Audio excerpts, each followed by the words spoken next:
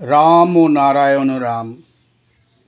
হুগলি জেলা স্বেচ্ছাসেবক সন্তান দল পশ্চিমবঙ্গ সরকার কর্তৃক রেজিস্ট্রিকৃত। Register number SO117454 of 2003-2004।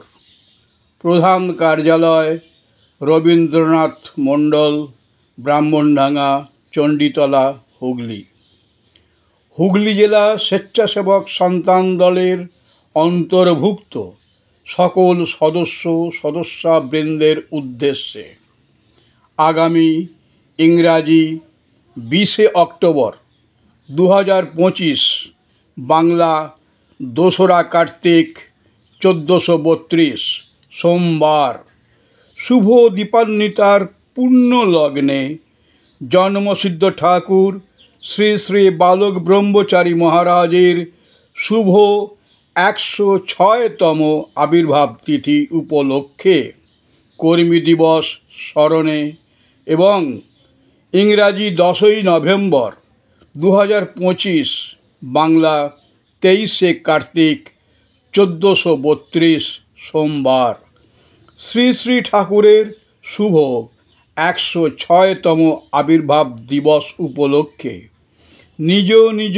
উপসমিতিতে গুরু প্রণাম, মহাকাশের মহানাম, মহাসারগ্রাম, রাম ও নারায়ণ রাম মহাসঙ্গীত, বৈদিক সঙ্গীত, সমবেত জপ, গুরুবাণী পাঠ, কেক কাটা ও রাত 10টা 20 106তম বাতি প্রজ্বলনের মাধ্যমে ভাবগম্ভীর পরিবেশে মাঙ্গলিক বৈদিক অনুষ্ঠান সমাপনের মাধ্যমে শ্রদ্ধার্ঘ্য নিবেদনের জন্য আপনাদের আন্তরিক আহ্বান জানাচ্ছি।